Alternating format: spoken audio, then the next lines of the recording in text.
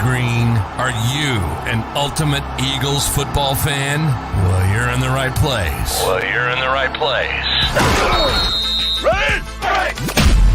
This is Birds 365, hosted by the new Mac and Mac, Jody McDonald and John McMullen. Here we go! Who collectively have covered and talked about more than 50 plus years of Eagles football. Kick off your day with Birds 365. You'll get debate. We love to argue. You'll get the real story from inside the locker room. And you'll hear from some of the great football minds from around the region. You're about to become an Eagles insider. Get in the game. Join Jody Mack and Johnny Mack and join the football community that flocks to Birds 365. Birds 365 starts right now. Welcome to the NFL. Let's go! Let's go! Go!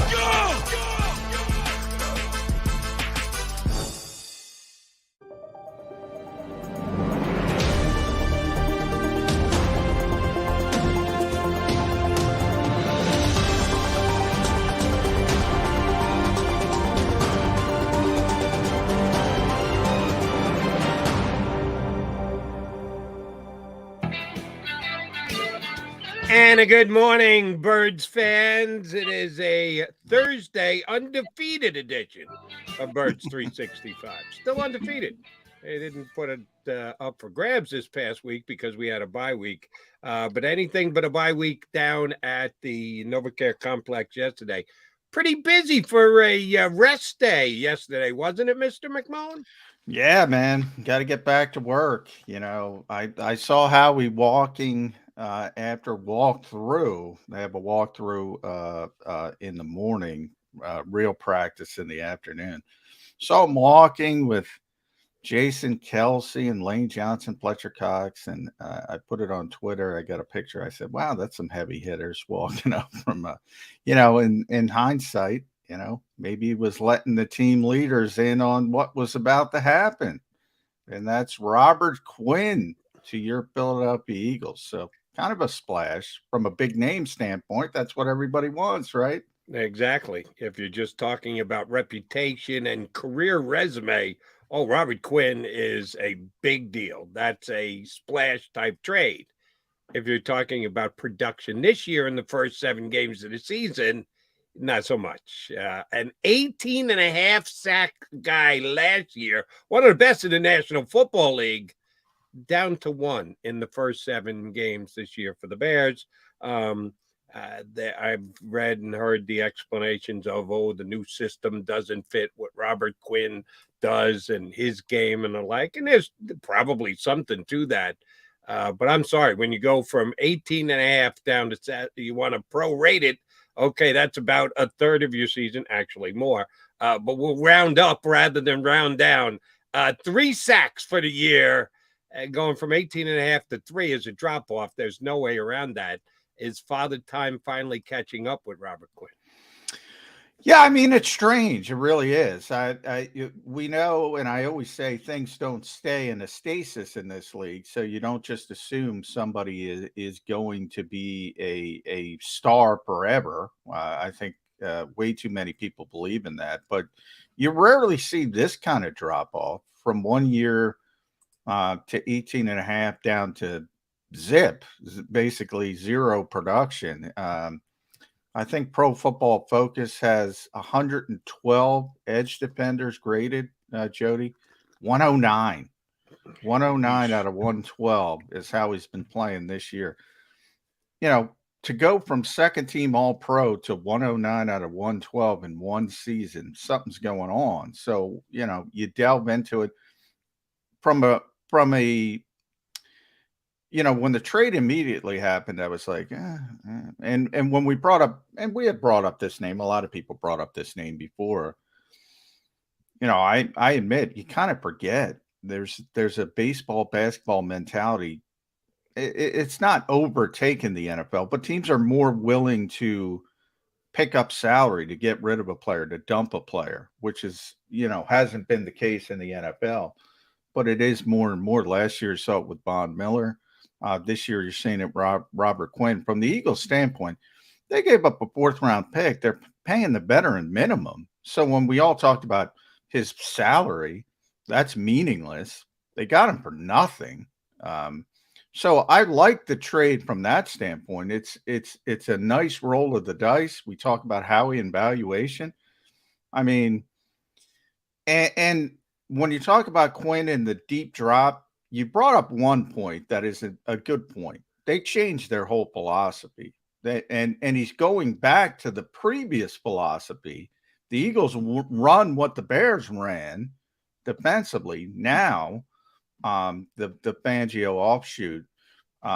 So that's the scheme he was in when he had 18.5. So that's good. And then the second part, somebody pointed out, and I think it was Doug Farrar. So I'll give him credit. He used to write for Sports Illustrated back in the day. I think Yahoo, a bunch of places, but he's been double teamed more than anybody else, more than guys like Micah Parsons and Nick Bosa, because Chicago has nothing else. Yeah. Nothing else. So he's never going to see a double team in Philadelphia. I mean, never going to see a double team in Philadelphia. So those are the two optimistic slants I could bring. And after I heard that, I have a little more, whether you want to call it excitement about the trade, maybe it makes more sense. Maybe it makes, because at first I'm like you, Jody. I'm like, well, what the heck's going on with this guy? He fell off a table. I mean, just a collapse that is very, very rare. And there are some reasons that you can talk yourself into it. And then the last point I'll say, he's got 2 more years on this deal, but no guaranteed money. So if it doesn't work, the Eagles can just walk away. And they paid the veteran minimum for half the season. So right. Low risk, high reward. He's a rental is what he is. Yeah. Low risk, high reward is what it is. Low risk, not a no risk. A 4th-round draft pick's a 4th-round draft pick. It is what it is. We could go back. I could give you superstar players who were drafted after the 4th round. I can give you guys who were taken in the 1st round who turned out to be busts.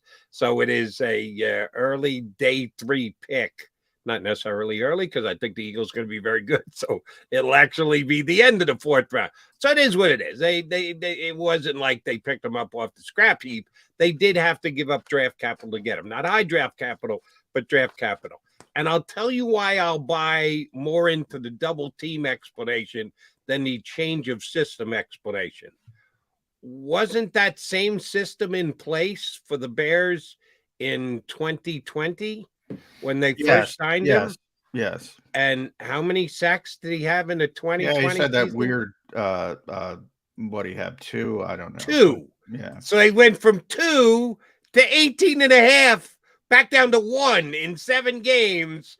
You can blame it all. Oh, it's a system. We strived in the other system. We strived in the 2nd year in the other system. He did diddly squat when they signed him for $70 million as a free agent going into the 2020 season. So I think that's an easy explanation. I don't know how much water it actually holds. But I've seen the same things you have, that he has been as a double team block as much as any other pass rusher in the National Football League, because nobody is afraid of anybody else on that Bears defensive front 4. So that I will buy, and you are correct. He's not drawing double teams here in Philadelphia. The Eagles have way too many other guys on the front that you have to be more concerned about than a just added to the mix Robert Quinn. You can't say it's a bad trade because they only gave up a 4th-round pick. They're not paying him. The Bears are paying him. There is no cap hit to be dealt with down the road, because if they can't renegotiate his contract, he won't be back on the 2 years he's got left on his contract now. And we kind of touched on this yesterday about what what any trade would do to team chemistry. I'm not worried about that. And maybe I'm being overly optimistic to go there. I just think that this team, through 6 games and all of the offseason stuff you want to bring into it, I think they're really together as a unit.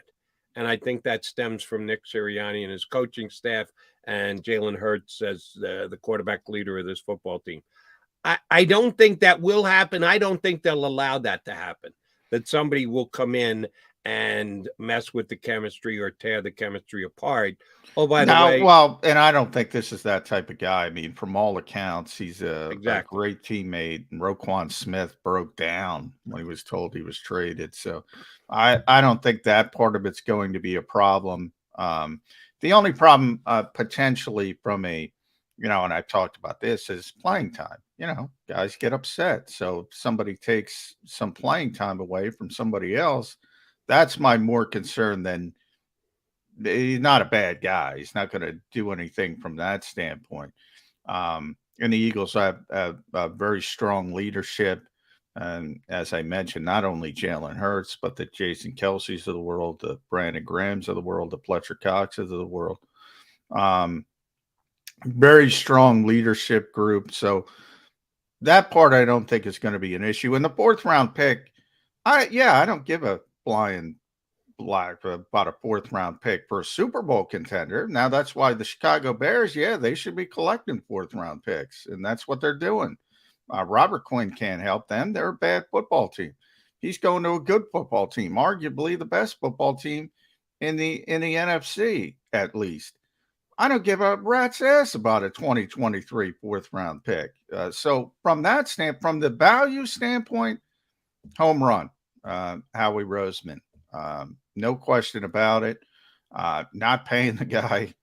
Chicago's paying him to pay here. So they bought a 4th round pick for a guy who can rush the passer. Now, on the field, even if everything works out and the double team explanation is a good one, or the scheme explanation is a good one, this is another guy who, even when he was good, isn't a good run defender. So, we talked about the tackling issues. How many undersized guys you're going to put on the field? I keep saying it doesn't matter till it matters. But, when bad weather shows up in January, or even Derrick Henry shows up, what are you just going to flip a switch? Somebody wants to run the football and somebody keeps it close. Now, maybe you combat that by going up by 2 touchdowns and taking the running game out of it. But you're going to have to play a certain way. That would be my one concern. This team, and by the way, it's the rest of the vast majority of the NFL as well. Passing game.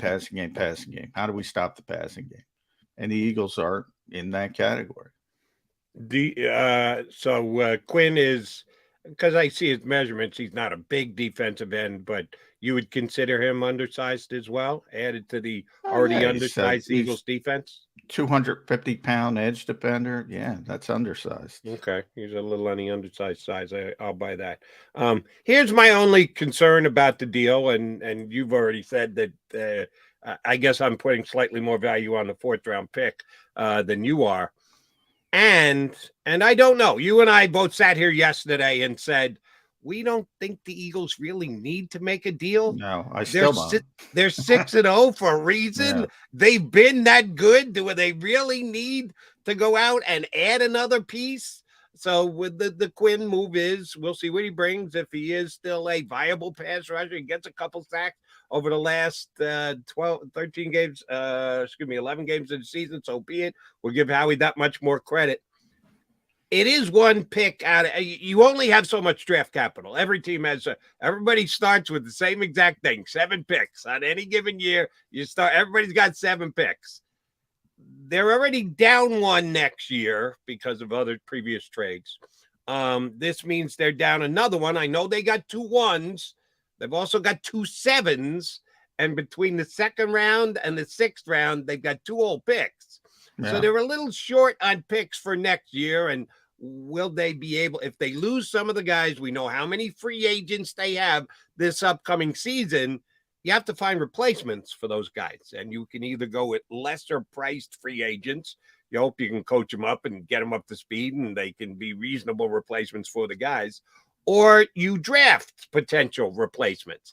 And they've got less bullets to fire next year because of the draft.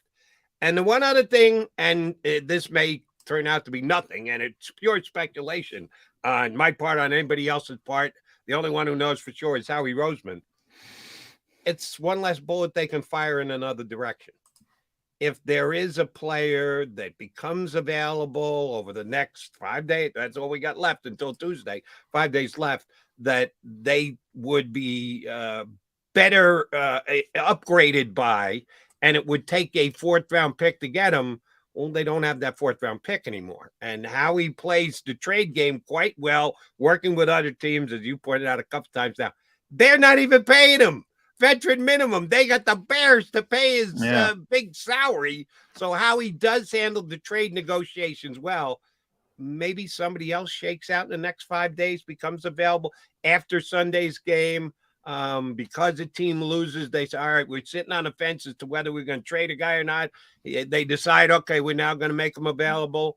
The Eagles have already committed for a guy at a position where I think they were good as is. I didn't think they needed to upgrade it at pass rusher, at defensive end. They've decided to do just that. Yeah. That does scare me a little bit. Yeah, I mean, if you look at, and obviously you're not the biggest Derek Barnett fan, so when, obviously they had a plan, and he went down with the torn ACL. Johnny Mac, they could have suited you up to replace Derek Barnett. I know, but let me get to my point. They wouldn't have to give up a 4th-round pick to get you.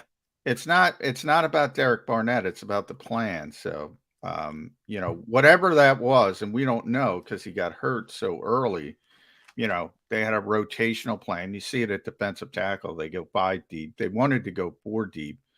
That's why I'm looking up now. Patrick Johnson kind of beat out Teron Jackson, and obviously Teron's gone now. That's who they cut to make room for Robert Quinn. We'll see if they get him back on the practice squad. That's going to be an interesting one to see if he gets through waivers, because hasn't really done much, but people look at a 6-0 team and say, oh, well, maybe we'll take a shot at Teron Jackson. So they might get him back. They might not. Patrick Johnson played 15 reps against Dallas. His high was 28 at Washington, which was kind of a blowout game. So you figure, obviously, they didn't have as much confidence in him as Barnett's. So you figure maybe 20 was the plan.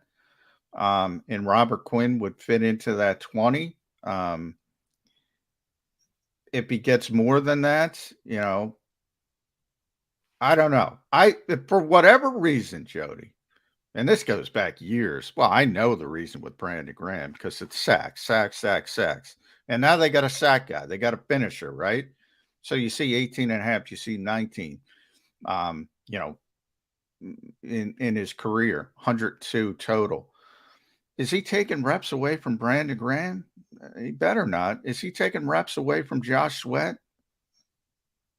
He's not better than Josh Sweat. A lot of Eagles fans might think he is because of the name, but he's not. So that's my concern.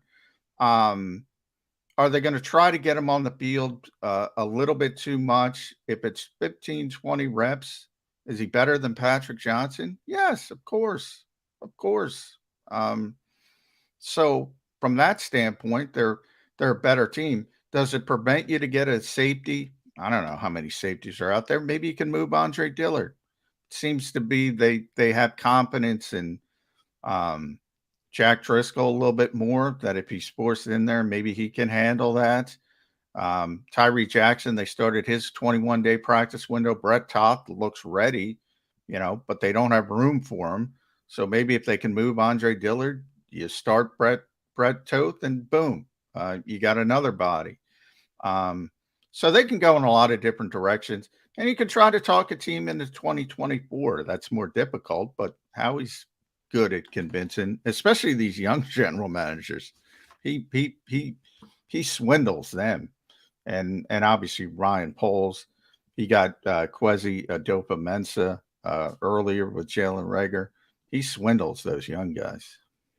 So I think it can't be a bad trade for the Eagles, but I'm not sure it's the knockdown, drop dead, unbelieve swindle. No, John's word. Well, swindle in the fact that you get a 32-year-old veteran edge rusher for essentially nothing.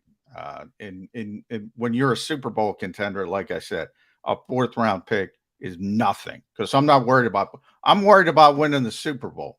I'm not worried about a 4th round pick in next April. So again, from the Bears standpoint, yeah, it makes sense that Robert Quinn's they're going to cut him. They're not a Super Bowl contender. So from their standpoint, they're like, let's get an extra draft pick and we'll pay whatever, $7 million for a 4th round pick. You think that makes sense? $7 million to buy a 4th round pick? Yeah, Ryan Poles got swindled. Doesn't mean Robert Quinn's good. It means from a valuation standpoint, he got swindled. That's all I mean. Yeah, I disagree with that. If you're going to continue to pay, you got to pay the guy anyway. So what's the difference? You know, I could just as easily make the argument they got a 4th round pick for free. They weren't going to win with him. They're going to have to pay him anyway. His salary was guaranteed this year. So basically, Howie Roseman just gave him a 4th round pick that they were not going to get anyway. And I don't know that his 1 sack through the first 6 games was going to do much to help the Bears win games over the second 2/3. Well, yeah, you and I definitely have a difference on what a 4th round pick is valued. That's, look at the Bears history. Look at the Eagles history. Yeah, you can pick out the outlier.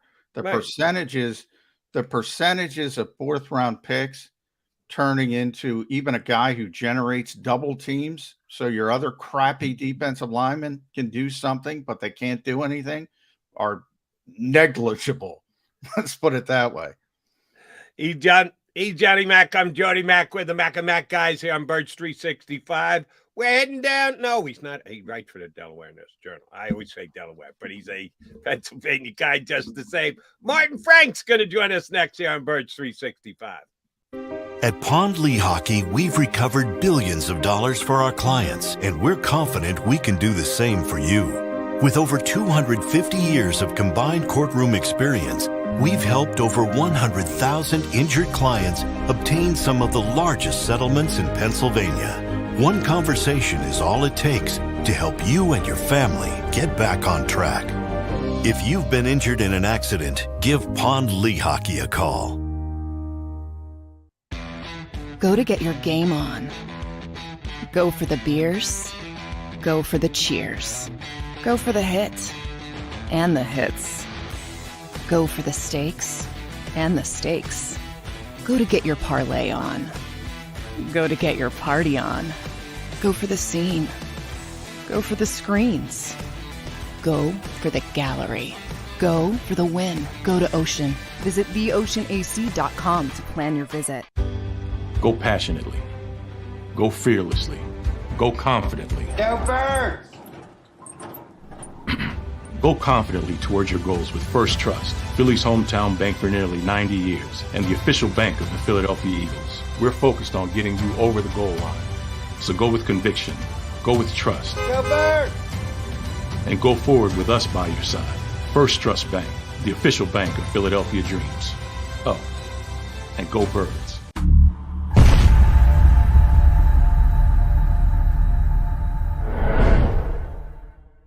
Welcome to Pond Lehocky. We've helped over 100,000 injured and disabled workers obtain benefits, as well as some of the biggest settlements in the state.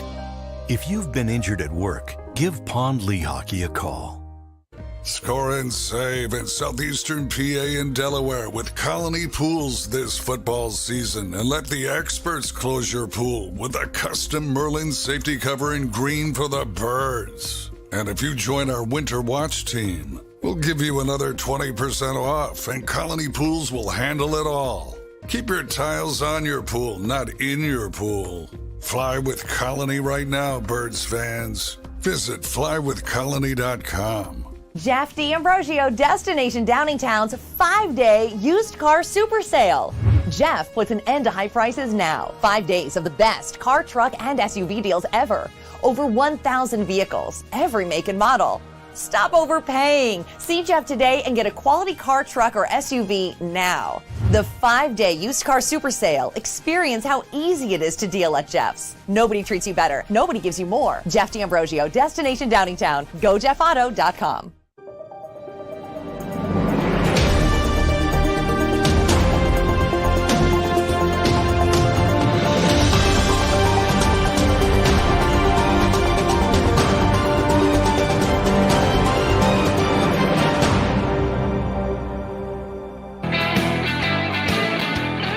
Appreciate you streaming on in here on Birds 365 on the JAKIB YouTube channel. Go ahead and hit that like button if you're so moved. Mac and Mac hanging with you. We've got two good guests coming your way next hour. Dave Zangaro of NBC Sports Philly is going to join us. And joining us right now is our guy, Martin Frank. We haven't had on in a couple of weeks. Good to see you, Martin. How you been? Yeah, I've been pretty good. How about you guys? I'm doing well, Martin. We see each other but by the way, I get mixed up. Martin's a world traveler now. He's been to Italy this year, and now Sweden. Is that correct? So yeah, I spent the bye week in Sweden. My daughter's studying there, and it was a good opportunity to visit her. Yeah. Damn, what the hell did you do in Sweden? I saw a bunch of Vikings. Hopefully there was a better group than showed up in Philadelphia in week 2. Ouch! Shot on goal, McMullen taking purple people eater shot. Yeah, I'm not in love with that team, even though they're 5-1. But one team that everybody in Philadelphia is in love with, besides the Phillies, it's not the Sixers.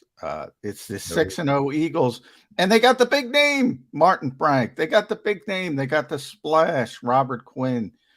18.5 sacks. Forget about the 1 sack in 7 games this year. But your immediate reaction to the trade of adding a veteran edge rusher to the mix?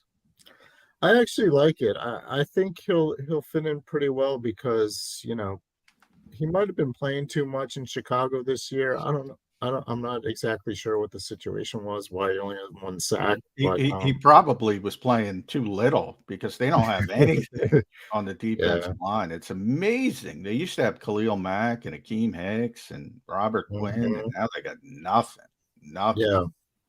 Yeah. So, I think this would be a good situation for him in that regard because A, he doesn't have to play 68% of the snaps, and B, he's probably not going to get double teamed as much as he was in Chicago. And the idea is to add more depth on the defensive line so Brandon Graham doesn't have to play a ton. I think he's been like at 43%, something like that this year, which is good for him. He's playing well.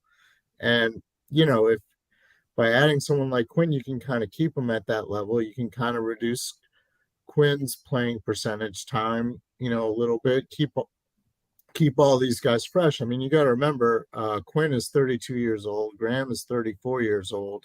So, you don't want to wear these guys out before the playoffs start. I'm assuming, obviously, the Eagles are going to make the playoffs. So, this is a good way to add depth, keep everybody fresh, and keep them playing well. So I kind of like the trade. They didn't give up a whole lot, in a 4th-round pick and everything like that. So it was a good move for the Eagles. You just made me think something that I hadn't put into the equation yet. How do you not?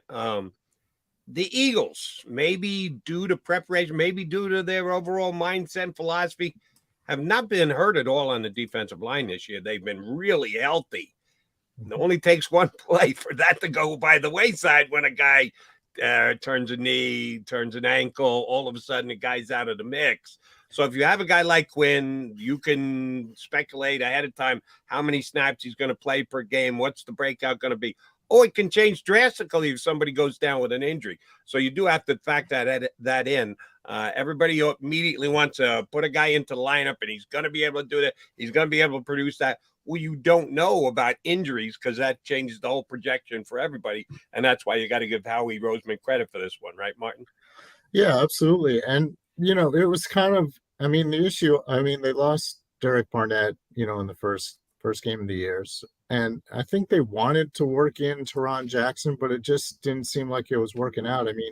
Even the game against the Cowboys, they pretty much went with the 3 guys and, Sweat, Graham, and, Hassan Reddick and stuff. Yeah. So, it was kind of, if they didn't do anything, it was kind of trending into a situation where Graham's going to have to play more and more. And, at a guy his age, he gets susceptible to injuries. He's only a year removed from his torn Achilles and stuff. And I think they were really concerned about him wearing down, over the rest of the season. And, what would he have left going into the playoffs if they didn't make this move? So I feel it was a good move for them. I feel like they got better. They got deeper. we're not getting the Robert Quinn of last season when he had the 18.5 sacks, or even the 1 year in Dallas where he had 11.5. But that's okay. I mean, if he gets a couple sacks, if he mixes in pretty well with the other guys, I mean, I think it'll work out just great. Yeah, there's that balance you bring up. I mean, they had been working Patrick Johnson in a little bit, who's a young player. You mentioned Teron Jackson. They had to waive Teron. We'll see if he gets through waivers, and they'll probably put him back on the practice squad if they can get him through. But and then they gave up the 4th round pick. So and you mentioned the age. Brandon's 34, Robert Quinn's 32.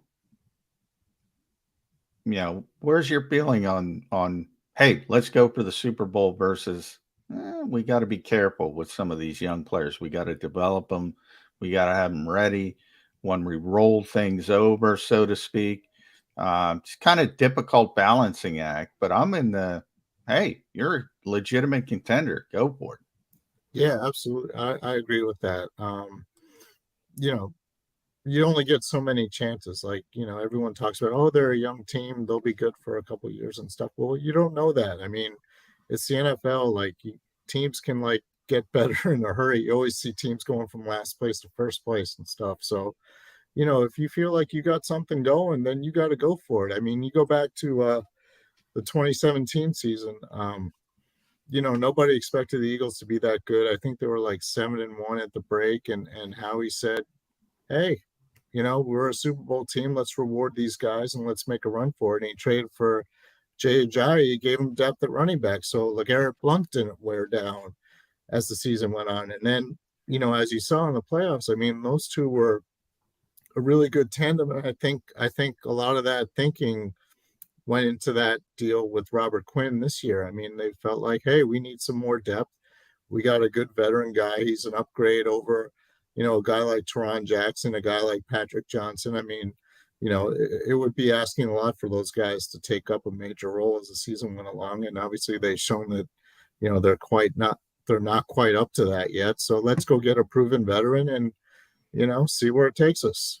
Should there be any concern, because I look at this roster now and analyze the snap counts to this point, that Brandon Graham is going to be the guy who's going to pay for more snaps for a guy like Quinn as compared to the couple of young guys that one of which is no longer an Eagle that have been getting those snaps. Brandon Graham's been doing a great job. If you believe Pro Football Focus and their ratings, he's one of the best defensive ends in the National Football League. Do you really need to be reducing the reps of a guy who's one of the best players in the National Football League at his position? Well, I don't think you're going to be reducing Brandon Graham's snaps all that much. I mean, he was playing maybe 43, 45% of the snaps. Yeah, he's on the pitch count because coming off the Achilles, his age. Eagles have done a good job with him. I'll throw in, since Jody said Brandon, I'll throw in Josh Sweat because for whatever reason, there's a lot. I'm not going to say everybody, but there's a lot of fans who don't realize Josh Sweat's a pretty damn good player. Josh Sweat is. I'm more concerned about him losing reps than Brandon. I think Sweat will lose some reps, but that might not be a bad thing either. I mean, I'm not talking about a significant reduction in snaps or anything like that, but maybe 3 or 4 fewer snaps here. Maybe take 1 or 2 from Brandon Graham. Maybe a couple here and there from Hassan Reddick. I mean, it can work, and it's also not going to happen overnight. I mean, Robert Quinn's probably coming in today for his physical. I mean, I'm guessing he probably won't play Sunday, or if he does, maybe a few snaps here and there. But it could be a gradual thing, as he gets used to the playbook, as he gets used to the defense. Maybe you bring him along a little bit slowly the first couple weeks, and then you see where you are. I mean, maybe 2 or 3 weeks down the road, you look at it and say, all right, well, we can give Robert Quinn a bigger role and stuff. And, maybe we can take away a few snaps here and there from some of the other guys.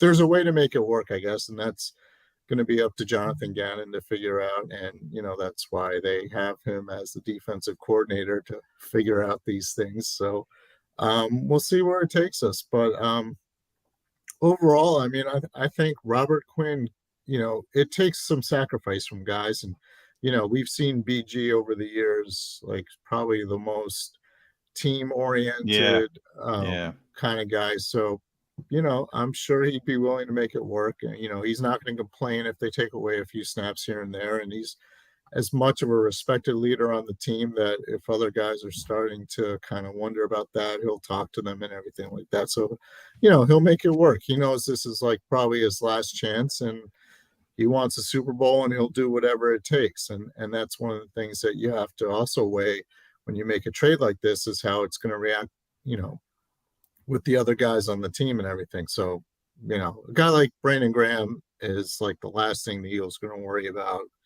as far as bringing in someone like Robert Quinn. I mean, he'll make it work. He'll find a way, and he'll make sure the other guys understand that too. All right, Martin, everybody's going to be watching Robert Quinn and the guys in and out on the defensive line. As the first game after the bye, what should we all be focusing in on the offense? Anything different? Any change? Any change of philosophy as to how they do things? They're 6-0, and they're one of the better offensive teams statistically in football. They just come out and say, all right, we'll just keep doing what we're doing because we don't think you're going to be able to stop us. What should we be keeping our eye on Eagles offense Sunday against Steelers?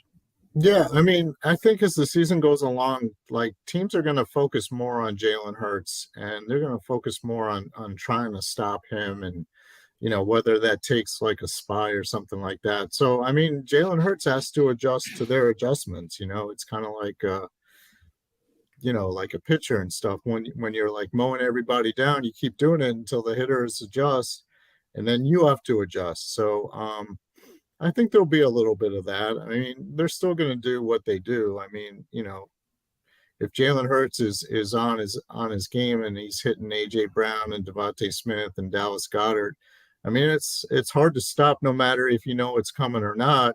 And then you add the running aspect with him and Miles Sanders. So, if teams load up to stop Hurts's running attack and stuff, then he keeps hitting like the other receivers and stuff like that. Otherwise, if they focus more on trying to shut down AJ Brown, well, you still have Devontae Smith, you still have Dallas Goedert, so they have a lot of weapons and they have a lot of options. So you would think if teams adjust to what the Eagles are doing well right now, they can find another way to get it done. Yeah, I thought it was interesting. Jalen never gives us a lot, but I thought it was interesting when he was talking about his bye that he specifically mentioned he sought out Jonathan Gannon and asked him, his self-scout, how would you deal with me? How would you as a defensive mind stop with that? I think, it seems like common sense, but I don't hear a lot of quarterbacks doing that. So I'm always impressed with the way Jalen Hurts goes about his business. But I want to shift gears, Martin, and talk about one thing Jody brought up, which is a good point. And that's the Eagles sort of having a big donut in next year's draft. So, they have the 2 first-round picks. They have a 2 or 3. Now they don't have a 4, 5, and 6 before they have 2 more in the 7th. They still need a safety, a backup safety. I think that's their weakest position. Especially if you saw Kayvon Wallace to those 16 reps when Chauncey Gardner-Johnson went down against Dallas. Backup running back we talked about, backup tight end, but they started the practice window on Tyree Jackson. Maybe they're counting on that.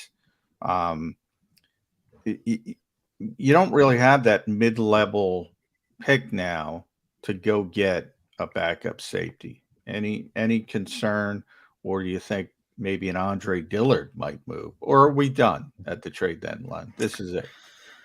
Yeah. You mentioned, obviously we saw the big drop off with Kayvon Wallace, last game and everything like that. And see, that's why like a lot of people say, well, they should trade Andre Dillard. You can get a mid-round pick for him and stuff like that. But then, that would create an issue of depth on the offensive line. And I don't think the Eagles really want to test that. I mean, Jordan Mailata has pretty much already missed 2 games with an injury. Jack Driscoll filled in there. Lane Johnson missed the second half against the Cowboys with the concussion, and you saw like a similar drop off. And this is not a knock on Jack Driscoll, but he's not Lane Johnson. I mean, nobody is. Nobody. You know, there was a pretty big drop off there between, you know, when Lane Johnson went out and when Jack Driscoll took over in the second half. So, you know, you run that risk if you trade a guy like Andre Dillard, who is a decent backup. I mean, is a good backup. I mean, he's probably good enough to start on a number of teams. So, like, you know, if something happens to Mailata, you can plug in Andre Dillard and not really miss a whole lot. You know, the problem is Andre Dillard can't really play right tackle, so he's not like the swing guy necessarily.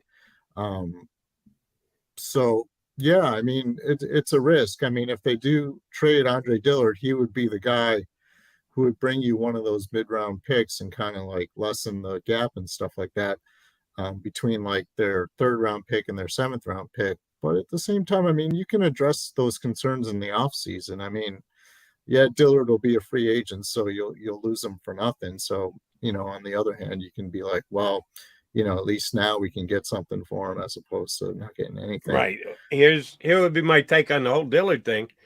If you're not going to get a second or third round pick, if you're only getting a fourth round pick, well, that means you're getting nothing, because John just told me a fourth round pick was nothing that they gave up to Chicago. Well, would you accept nothing back in return for the safety net that is Andre Dillard? Yeah, I mean, that's the question. I mean, if I'm the Eagles and I just made a trade for Robert Quinn because I'm going for the Super Bowl, you know, why would I trade Andre Dillard, who, you know, if something happens, can help us get to the Super Bowl? I mean, it's the same type of thinking. I mean, if you're all in, you're all in. So I personally don't think that Andre Dillard would be traded, but, you know, there are other ways, like in the offseason, they can find a way to get a fourth round pick or a fifth round pick or something and like that. to clarify, nothing for the Eagles, because they're a Super Bowl contender. So that Super Bowl contender falls in. I don't give a flying, you know what, about a fourth round pick when I'm a Super Bowl contender. Right. The fourth round pick next year. But here's where it comes in with Andre Dillard. If you can do player for player, if you can do Andre Dillard for a backup safety somewhere around the league, some people have speculated Jonathan Abrams. I don't know if he's a fit for what the Eagles do, but if you could pull up a player for player trade and say, well, Jack Driscoll, yeah, you're right. I mean, he's not as good as Jordan Mailata or Lane Johnson or even Andre Dillard at left tackle, but he's better than Kayvon Wallace is as backup safety.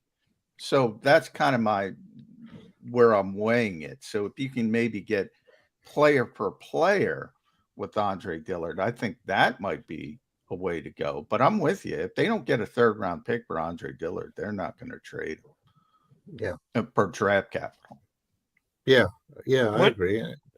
You guys see this because you're down there. I think one of the things will influence the thought process on Dillard is Brett Toth, and when or if he's going to be ready. You say he's out there in practice, he's moving fine, he looks good.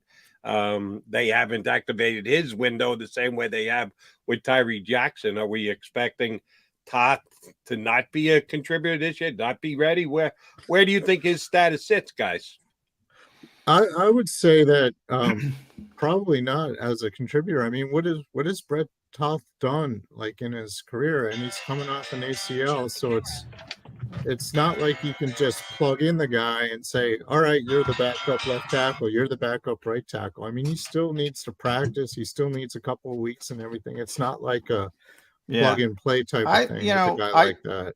I was seeing Brett was there yesterday taking mental reps, doing everything in the background. He looks ready, and I've talked to him a couple of times. I think the Eagles are just stashing him now because, you know, they don't have room for him. But obviously, if they moved Andre, they'd probably start his practice window, and then maybe he'd be more involved. Yeah, he's a versatile player. But, you know, Stoutland, he likes certain guys. Josh Navy Sills, for instance. I mean, nobody thinks about Josh Sills, but he loves him, and he thinks he's going to be a good player. And, Stout usually deserves the benefit of the doubt. My thing about Dillard is You have so much depth on the offensive line. And, it's like I said with the Driscoll comp. Yeah, maybe he's not quite as good as Andre Dillard at left tackle, but he proved he could hold up when Jordan Mailata was down. And Kayvon Wallace kind of proved he couldn't hold up. So that's kind of my differential between those two depth positions. But anytime you lose good players, it's not going to be as good. So, I don't want to get Jalen Hurts upset. So I want to get one question in about the Pittsburgh Steelers, Martin Frank, because the Eagles do have a football game coming up this week. Right. And it's not the typical Steelers that we think of that have been so good since 1969. 3 coaches, 6 Super Bowls. All 3 coaches have Lombardi trophies. This is a bad Pittsburgh team. I was thinking about this. I could make a case, even going back to week 1, and Jody knows this. I thought Detroit was going to be tougher than people realized. I turned out to be right on that one. Now they crapped the bed since, as usual. Even Jacksonville coming in, I said, well, Doug, Trevor Lawrence, bad weather, who knows? I can't buy this team stinks. The Eagles should lap this team lap and a half. Is there any reason to be concerned with the Pittsburgh Steelers right now? I know Mike Tomlin's still evaluating, but well, the one thing about the Steelers, they have really good wide receivers, and Kenny Pickett can run around a little bit. He's only played a couple games and everything. I don't think the Eagles have a book on him per se. If he gets some time to throw, he could hit his wide receivers. They can cause some problems for the Eagles. But other than that, the Steelers' offensive line is not good. TJ Watt is still out. I guess they opened his practice window, but I doubt if he's going to be activated. They have the bye week after this game, so I don't think they're going to push him. Right. That would be the one concern if TJ Watt was back. But they have some good players. Minka Fitzpatrick, who Jalen Hurts loves, obviously, is a really good player. Yeah. Cam Hayward's a really good player. Yeah. Najee Harris is a good player, running back. So maybe I'm overstating it, but I just don't think Kenny Pickett's ready to play. And anytime you have a quarterback, and remember, this is Mike Tomlin's 16th season, Martin. He's never had a losing season. Right. He's going to have That's incredible. Yeah. Here's the one thing that scares me about this Sunday's match, and it's not much. I'm with you guys. I think the Eagles are going to win. They're probably going to win handily.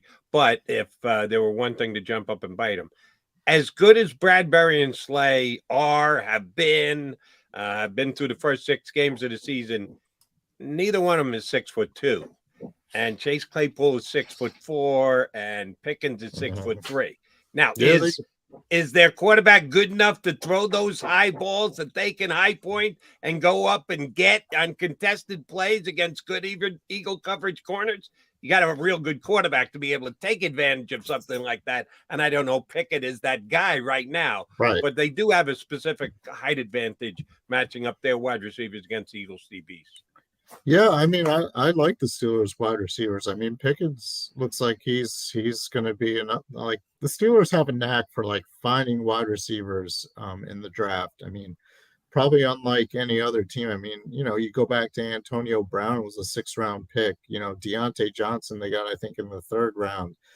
Pickens was a 2nd-round pick. Claypool, another 2nd-round pick. Tomlin was asked yesterday, you have any regrets about, not, because he went 4 picks before Jalen Hurts, and, the Steelers obviously have moved on from Ben Roethlisberger and stuff. So, but Claypool's a good wide receiver. We saw 2 years ago, he pretty much torched Nathan Gary for, the game-winning touchdown, in that game. That's a bad coverage scheme. I like Jim Schwartz. Everybody knows, but I think a lot of Eagles fans still have images of Claypool running past Nathan Gary and catching that 35-yard touchdown pass from Roethlisberger. So they have good receivers, and maybe Pickett's the guy who can, I just don't think that, it's Pickett's time yet. I still think he has a ways to go before he can take advantage of defenses the way Roethlisberger did. So, yeah, I mean, they have some weapons. Yeah, it makes sense. I mean, anytime you lose a Hall of Fame quarterback, it's going to be difficult. Got to take your medicine for a few years. He is Martin Frank at MFrankNFL. Follow him on Twitter. Read him. DelawareOnline.com. The official paper of record for the President of the United States and Martin Frank. Happy Robert Quinn Day. I will see you in a few hours, Martin. All right. Well, thanks for having me, as always. Appreciate it. Martin Frank here with us on Birds 365. All right. He's Johnny Mac. I'm Jody Mac. Mac, guys. We got Dave Zangaro of NBC Sports Philly joining us in hour number 2. Come back. We'll take a little bit of a peek around the league. John and I are not going to get on the record officially till tomorrow about the Eagles and the Steelers. You don't have to do much reading between the lines here to see that we both kind of think the Eagles are in a good spot coming up this weekend against their opposition. But there are some other key games around the National Football League this week, the divisional matchups.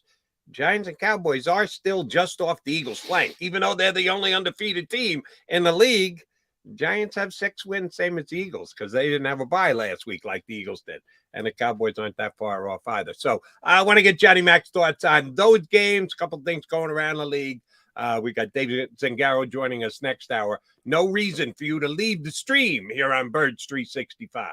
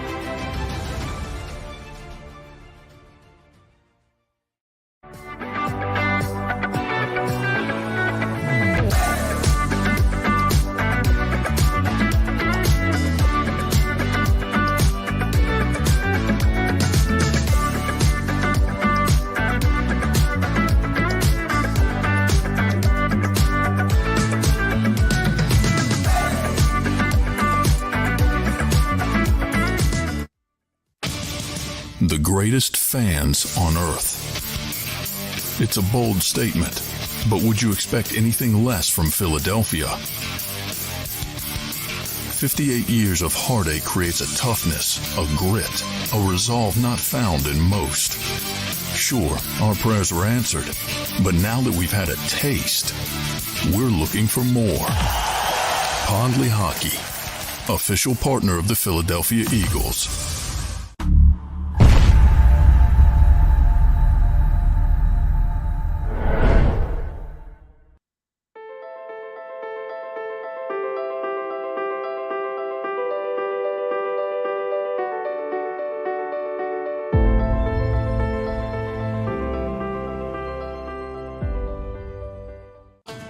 The faces you know, the team you trust. The Delaware Valley's leading news program, Action News. Go for the beers, go for the cheers, go for the hit and the hits. Go for the scene, go for the screens, go for the gallery, go for the win, go to Ocean.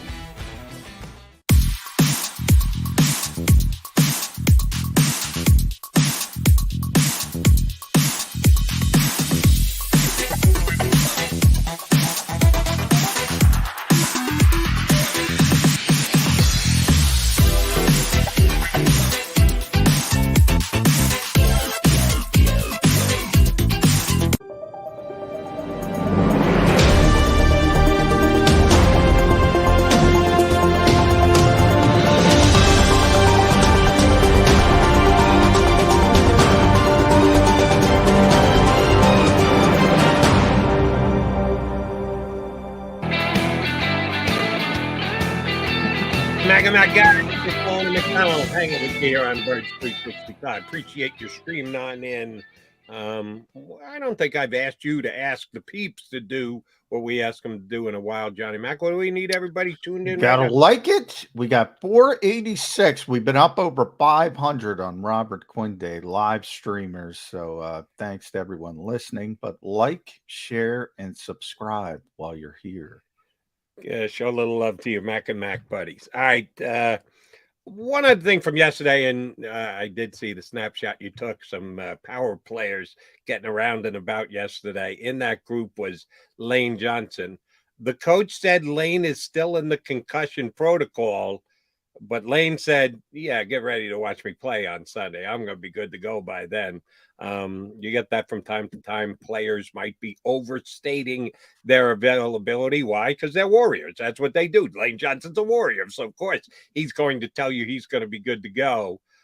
Weighing what the coach was saying and the player was saying, what's your best guess scenario on Lane's availability for Sunday? He's going to play. He's in the protocol because of the timing, because they had the bye week, so nobody does anything, and there's no practice, so there's no reason. But he was already at practice in a limited fashion, which indicates he's in the final phase of the protocol on a Wednesday. So that's very good indication. And maybe it would be different in Miami here. Yeah, he's going to play.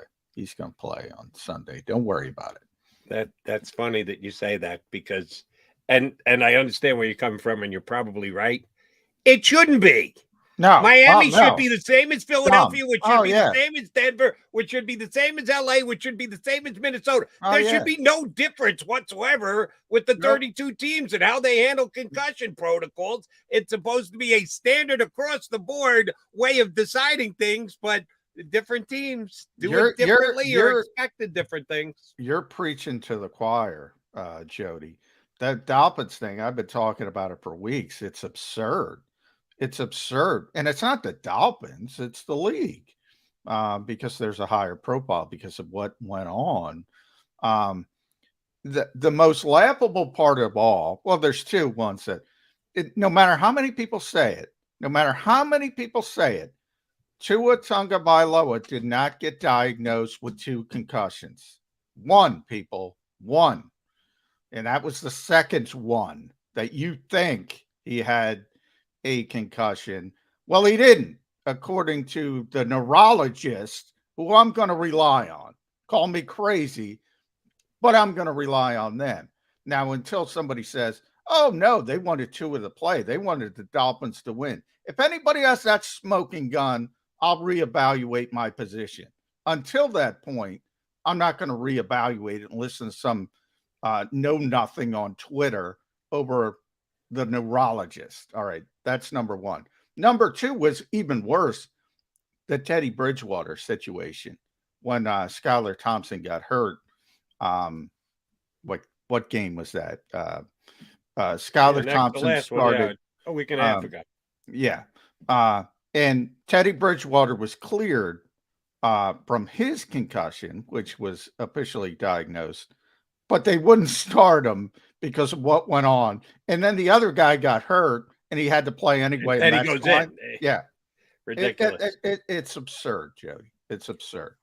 Well, hopefully for the Dolphins' sake, because that's my pick to be in the Super Bowl with the Eagles this year. They all have cleared concussion protocol going forward. Tua played this past week. Good enough to win. Wasn't great. But I didn't think he needed to be great. He just needed to come back. And he had some rust as well because he's been out so long. Yeah. But he was good enough to find a way to win. And I thought that was the most important thing for the Dolphins. All right. So the Steelers come to town this week here in Philadelphia. We'll give you more on the game coming up. Dave Zangaro is going to join us. We're certainly going to get his Robert Quinn thoughts, but also the matchup with the Eagles. This weekend, the other two teams at the top of the NFC East right now, playoffs were to end. Certainly, playoffs were to start. Eagles would be the number 1 seed, but the Giants would be in via wild card, and the Cowboys would be in via wild card. 3 teams from the NFC East. God, what kind of money you could have made if you could have made that bet. 3 NFC East teams in the playoffs before the year started. The odds would have on that would have been astronomical, but that's the case as of right now. The Cowboys host the Bears, and the Bears will be without Robert Quinn because he's going to be here in Philadelphia. But Robert Quinn wasn't doing a whole hell of a lot for Chicago anyway. Wasn't making much of a difference. He had 8 tackles in 7 games. That really is. You have to go back and break down the game film, and I'll take the reporter's words on it that he was double teamed as much as anybody in the National Football League. Well, that's why his numbers were minuscule. But I don't know if taking Robert Quinn out of their lineup at this time makes them that much lesser a defense. They played quite well in their last game against New England. Justin Fields had one of his best games, if not his best game as a pro. Bears got any chance to go down to Dallas, pull a little bit of an upset, Johnny Mac? They walked into New England and blew the Patriots off the field by 20 points. I don't think so. When you talk about, we talked about Ryan Poles a little bit and the trade from his perspective, which makes some sense. And that's what he said. But, the calendar is what the calendar is, right? The trade deadline's November 1st. Because the NFC is so terrible as a whole, I believe the Bears are a half game out of a wild card spot right now. The Chicago Bears. But so the bad part of that trade is the message it sends to the locker room. Now, I always say self-evaluation is the toughest thing to do. So I give Brian Poles credit for that. His team stinks. He knows his team stinks. He knows his team's not making playoffs. So from his perspective, you make the deal. But that sends a bad message to a locker room fighting to win games, coming off a win against New England, going into Dallas. So, yeah, that sends a very bad message to the locker room but he had to do it. And those are the difficult decisions you have to make. Here's where I agree with you on this, because it cuts both ways. That the Eagles went out and added a guy who can contribute for them. We'll see how much it is. Could be gigantic, could be solid, could be next to nothing. But they did a deal. They made a move. They traded for a guy with a hell of a career resume. And what kind of an effect does it have on the rest of the team? Do the guys go, yeah, they really believe in us? They went out and got a guy like Robert Quinn. This shows how committed the organization is. I think people overstate and overrate what it does to the mindset of a team. As a matter of fact, I think the point that you were just making, I think it actually shows more on the downside, on the negative side, when a guy like Robert Quinn, who, didn't have much of a season, but had 18 and a half sacks last year, and a whole bunch of the Bears players who were there last year who are still there this year go, oh, yeah, they got a lot of confidence in us. They're trading a guy who's on the team for a future draft pick. Yeah. Oh, they think a lot of our chances to be able to get there. And they're only a half game out, and they just came off their biggest win of the season. And you just saw Roquan Smith. You saw it live. He got asked on the podium yesterday in Chicago about the trade, and he broke down. Yeah. That's how much respect he had for Robert Quinn, and he's their best defensive player, Roquan Smith. So, I mean, you're signaling to your locker room, we don't believe in you. And by the way, I think Ryan Poles is right. That's the difficult part of the job. They're not going to make the playoffs, even though they're a half game out. They weren't going to make the playoffs with Robert Quinn. They're certainly not going to make the playoffs without Robert Quinn. He knows that, and he made the difficult decision. You have to pull the trigger when you have to pull the trigger, because the deadline is what the deadline is. You'd prefer to wait until you're completely out of it. But the NFC is so bad, you're not going to be completely out of it. So it's a difficult decision. But it has an impact on the locker room, because you make that clear. Nick Sirianni, like slapping at the table, we don't believe in you, is basically what Ryan Poles said. And, oh, by the way, I think the timing of the trade tells you something as well, because what happens if they do go in and beat Dallas this week and they hadn't made the trade yet? Now the general manager's got to pull the trigger on a deal because Howie Roseman still wants the player. And now he's got to put up with even more questions. Whoa. Check the standings. We're still in it. What the hell are you doing trading one of our guys? We've got a chance to make the playoffs. So I think they didn't even want to wait till next week to do the deal. I think they wanted to do it ahead of time because it could have looked even worse if they went ahead and beat the Cowboys, which, even without Robert Quinn, even without a couple of the guys being completely motivated, maybe a little more ticked off than focused, I think they got a chance going and winning Dallas. I do. I think that their defense with Robert Quinn, but he wasn't necessarily the guy or the reason why he was improving. It seemed like they had Fields more up to speed, more in step with what the offensive coordinator wanted on Monday night. I think the Bears have a chance going in Dallas and win. Well, it is the NFL. I think, Jimmy had a great line yesterday, Jimmy Kempski. It's not, Clemson scheduling Wofford, and I kind of did it with Pittsburgh as well. Pittsburgh, if Najee Harris comes in, runs for 175, and Cam Hayward wrecks the game. I mean, Micah Fitzpatrick gets a couple turnovers. They have really good players. It isn't Wofford. There's no Woffords in the NFL. And Chicago's in that category as well. I like Dallas's defense. I think their defense is legit. I think it's really as legit as you can be in the modern NFL. I think they're really good defensively. Offensively, they're not going to scare anybody, especially with Dak Prescott still getting his rust off. And by the way, Zeke might not play this week. Yeah, and they've really made that Pollard Zeke thing work, alternating back and forth. Both talented players, different kind of skill sets. At least as per what I read this morning, he's questionable, if not doubtful, for the game on Sunday. Yeah, I think they're going to. You mentioned Fields. I've criticized their coaching staff, and hopefully they're more malleable and trying to build things around Justin Fields. But early in the season, they were just, they hired a scheme, right? They made the old mistake. They hired a scheme and they said, all right, you fit in this scheme and it should be the opposite. Hopefully they're figuring that out. But I still think there's going to be growing pains.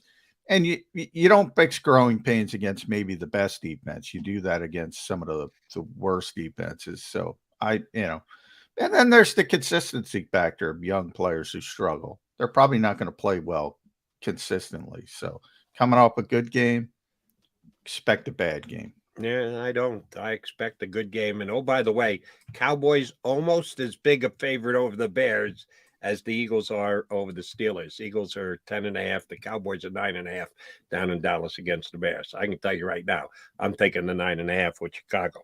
All right. Other game, the Eagle fans should have eyes on be the late afternoon game. So after the Eagles finish up with the Steelers, you can turn your attention to Giants Seahawks in Seattle. Yeah, how about that? By the way, Jody, I believe, I have to look.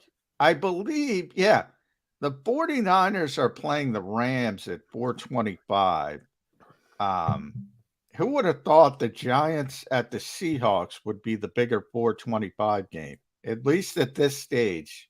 And that's, 6-1 against the leaders of the NFC West. That's the bigger game, technically. Let me restate this, and I know some people really get annoyed by this, which I don't understand their annoyance level. The whole, if the playoffs were to start today. I know they're not starting today. It's just an attempt to put something into a context or a focus. If the playoffs were to start today, both the Giants and the Seahawks would be in.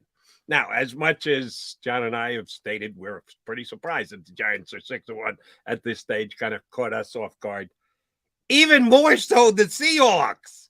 Are you kidding me? I thought they were vying for the number one pick of the draft. Yeah. That, okay, Geno Smith, you can clipboard, you can hold the quarterback for all 17 games if you want. We know they're going to have another quarterback next year. Oh, no. Geno Smith has been one of the best quarterbacks in the National Football League so far this year. So the Giants are going to get tested this week too. On the road in Seattle, maybe surprisingly, Giants are surprisingly 6-1. Well, for me, the Seahawks are surprisingly 4-3. I think they got their work cut out for them on Sunday. Yeah, and that is a very difficult place to play, Seattle. In general, not only do you have the travel, but it's just one of the loudest buildings in the NFL. Now, you thought maybe in a bad team it'd be a little bit easier this year, but they're a good team. So those fans are going to show up like they always do. Really tough place to win. So it is going to be a tough test for the Giants. And, Brian Daboll's been rolling sevens, as we said. I mean, they're winning games, and there's something to that. I mean, I constantly talk about the Giants in Minnesota, but there's something to winning games in this league. So many games are close, and that's a trait. And when you're successful in that, and it might just last for a season because you don't have tremendous talent, but we're going to start having, well, not you, but me. I'm going to start giving the Giants a little bit more credit because they keep winning games. And I'd moved them up already, not through the roof. It's not like, oh my God, Giants are going to the Super Bowl. I'm giving a little bit more credit than you are, but not a whole hell of a lot more. Because I'm still surprised that the Giants are 6-1. I don't love their roster, but they have a winning attitude and just belief and a winning attitude in these games. And it seems like every Giant game. Well, I think every game they played this year has been decided in the fourth quarter. Yeah. And a lot of times the Giants have had to rally, come from behind. That's a pretty good trait to have, to be able to come from behind with a solid, not spectacular type roster. That is belief in themselves and belief in their coaching staff. Yeah, and same thing with Seattle to a lesser degree, but you know Geno Smith well from his time with the Jets. Shocking the snot out of me. Yeah, I mean he's playing well. He's not. It's not about him sort of game that we talked about Cooper Rush being a game manager when he was in production. Geno's playing well. Not I'll have to look at the numbers, but I know at one point, Pro Football Focus earlier in the season had him number one in the entire NFL. Now he hasn't kept up that pace, but that gives you an indication of how well he's been playing. It's not just they're winning games despite Geno Smith. Right now he's number 4. Yeah. So, I mean, he's one spot ahead of Jalen Hurts, who's number 2 in the MVP race. So that's how well Geno Smith has been playing. And I didn't see it coming, but they too have a big question mark for this Sunday. Looks like Metcalf's going to be out. He got hurt in last week's game. And Lockett, I think, missed practice yesterday. So they need their, who stepped up big for them? You were covering the team when he was here. I gave him a game ball on CBS Sports on Sunday on my late afternoon show with Zach Gelb. Marquise Goodwin. Marquise. No, made a I was big catches when Metcalf went out the other day. I was here when he was here, but he was never here. Right. Marquise Goodwin never showed up to Philadelphia. That was the pandemic. The Eagles made the trade. They were bringing him. Never showed up to Philadelphia. Not one day took a step in the facility. So he was here in spirit only. Name and spirit, but never literally in the Eagles facilities. But damn, if he didn't stick around, I thought he was done when that happened, as a matter of fact. Because he was one of the guys who opted out because he had some kind of family issue. I think one of his kids had some. So there was a lot of concern. So the Eagles traded for him. It wasn't like he was not going to show up, but then the pandemic happened and he opted out of the entire season. Tone said he had a newborn, and he just had a lot of concerns about being around. And a lot of people were scared about COVID at that point, and he opted out. And then the next season came and the Eagles voided the trade. Never spent a day in Philadelphia. Yeah. Right, and ended up going back to San Francisco. But I thought that because he was a guy whose game was completely and totally built on speed, Yeah. He was Olympic Devin type, Allen before Devin Allen. right, Olympic type sprinter and hurdler. So I thought that he would be hard pressed to get back into the league to merit a spot.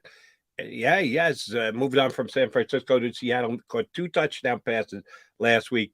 I think his wife lost 2 different babies prior to birth, stillborns and the like. So had Yeah. some very tough times. And sure enough, they finally did carry their newborn during the pandemic is when he actually had his first child. So kind of guy that you wanted to root for. And I saw that he got 2 touchdowns filling in for Metcalf. I said, what the hell? Let's give him a game boy. He wasn't one of the top 4 players in the NFL, but because it was a good story, I said, let's go ahead and give him a game ball. But he might have to do it again this week if Seattle is down wide receivers for this upcoming week. All right, other games around the National Football League. You can't move off the NFC East. It seems like when you're an Eagles fan, it all revolves around the NFC East. Taylor Heineke to the rescue again in Washington, Johnny Mac. No, you don't believe in the Giants. Do you believe in Taylor Heineke? Yeah, why not? Taylor Heineke against Sam Ellinger. I'll go Taylor Heineke in that matchup of heavyweight quarterbacks. I think Washington is better with Taylor Heineke than Carson. So do I. Wentz. I just do. I use that term plucky, and he doesn't have a lot of traits you generally look for when you talk about great NFL quarterbacks, but I think he's a good backup. I think he makes things more difficult on the opposing teams. He's not going to make nearly as many mistakes. Game manager, basically, who can make a play with his legs occasionally. I think Washington is more dangerous with Taylor Heineke. It's funny, you know who he reminds me of? A guy he was competing with just 2 years ago, Alex Smith. That Alex Smith didn't have the trace that you wanted from a franchise core. Drop back, cock it off the ear, zip it 20 yards on a line to a wide receiver doing the toe tap special on the side. No, he's never doing that. But Alex Smith never did that either. And Alex Smith won a lot of football games. Alex Smith won a ton of football. I would say, Alex Smith was the #1 pick in the draft. So he had some traits at one point in his career. But, Taylor Heineke was undrafted out of, I believe, Old Dominion. I believe he was a Travis ODU or VCU. I get those two confused. I believe it was Old Dominion. Old Dominion. I'll double check that. So, he's he's small. He's too short. Supposedly, he doesn't have great arm strength. He's more athletic than people realize. He can do some things with his legs. I like him as a backup quarterback. Now, I don't love him as a starting quarterback, but look, Carson is. I don't think he's a starting quarterback in this league any longer, and I think he keeps proving that. And the maybe even more interesting part, we got Dave Zangaro joining us in just a couple of minutes here. What the hell are the Colts doing? I don't know. Frank Reich. Oh, the Eagles won the Super Bowl because of Frank Reich. He went to Indianapolis, made the playoffs a couple of times. The last couple of years have been a stone cold mess in Indianapolis, and they're at 3-3-1, so they're still in the mix. I'm not writing them off, but they're pulling the plug on Matt Ryan already. Yeah, and I've watched a couple of their games. By the way, Taylor Heineke, real quick, is Old Dominion. Old Dominion Monarchs. But with Andrew Luck's retirement, you look back on that devastated that franchise. I mean, they just can't get it right. Now, they did have Phillip Rivers for the 1 year, who played very well that 1 year. And Nick Sirianni won't stop talking about it. Shane Steichen, they love that guy so much. But he retired, and it was the end of his career. And they tried to do it again with Matt Ryan. At some point, I guess you got to do what Pittsburgh's doing, what Chicago's doing, and just bite the bullet and try to develop somebody. And what the Eagles did, really, with Jalen Hurts. Carson Wentz kind of held the gun to the head, but Yeah. they did. Doug pulled him before he knew that Carson was going to demand a trade going out of town. So exactly right. Give Doug Peterson credit. Yeah, I mean, they just need to bite the bullet, and But are they doing that with Sam Ellinger? I don't think so. But they're going to bring somebody up. I don't think he has that kind of upside, but we'll see. I don't know. I don't know what they're doing. Neither do I. Yeah. And oh, by the way, maybe the problem in Indianapolis the last 2 years is they don't have Nick Sirianni anymore. Yeah, maybe. Maybe. You could certainly make that correlation, especially what you see what Nick has done here. They certainly haven't been the same. It's a fair point. He is John McMullen. I'm Jody McDonald. Mac and Mac guy is going to talk to Dave Zangaro. He's coming up next. Mr. NBC Sports Philly on the Eagles. Going to join us here on Birds 365. Go to get your game on. Go for the beers. Go for the cheers. Go for the hit and the hits. Go for the stakes and the stakes. Go to get your parlay on. Go to get your party on. Go for the scene. Go for the screens. Go for the gallery. Go for the win. Go to Ocean. Visit theoceanac.com to plan your visit.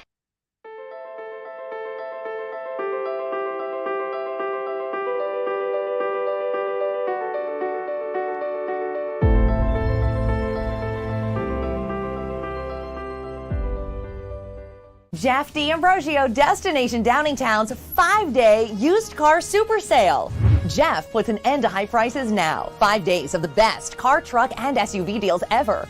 Over 1,000 vehicles, every make and model. Stop overpaying. See Jeff today and get a quality car, truck, or SUV now. The 5-day used car super sale. Experience how easy it is to deal at Jeff's. Nobody treats you better. Nobody gives you more. Jeff D'Ambrosio, Destination Downingtown. GoJeffAuto.com.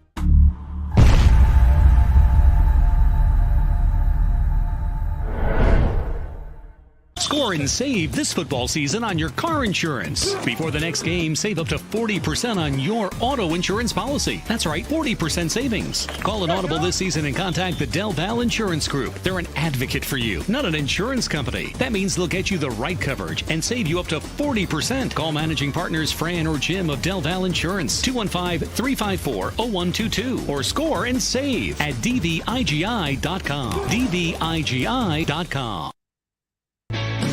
Hi everybody, my name's Jason Lombardi. I'm an inspector at DryTech. At DryTech we offer 3 major services. The first one being basement waterproofing. The second service we offer is foundation and structural repairs. And then the third service that we offer is mold remediation. If you feel you are having a waterproofing issue, give DryTech a call or check us out online.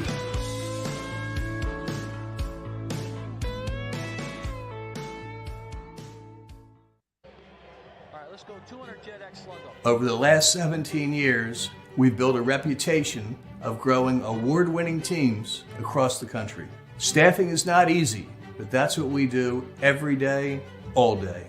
The key to our success is storytelling, asking the right questions to find the right people. Hi, I'm Gary Kane, president of Kane Partners. We want to be your staffing partner.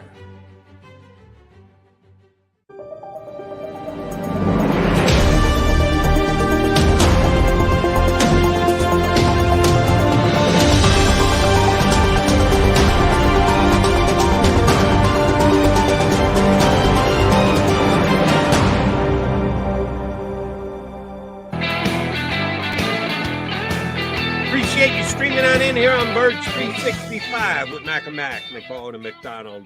We got our buddy Dave Zangaro jumping in with us. He too knows how to cover that chin up, and he does so with darker hair than either McMullen or I, so we're jealous on that front. Dave Z, how was your down week? It was good. I escaped for a few days. I was in West Virginia doing some hiking, and there we go. Yeah, Dave's the world. We had World Traveler Day. Dave's a big traveler as well. We had Martin Frank on in hour 1. Dave, he went to Sweden. He beats me. Yeah, that's a little bit farther than West Virginia. Did you see any Swedes on the trail in West Virginia? Maybe. I don't know. I didn't get everyone's life story, but didn't get the Sweden talk. Happy Robert Quinn Day, Dave.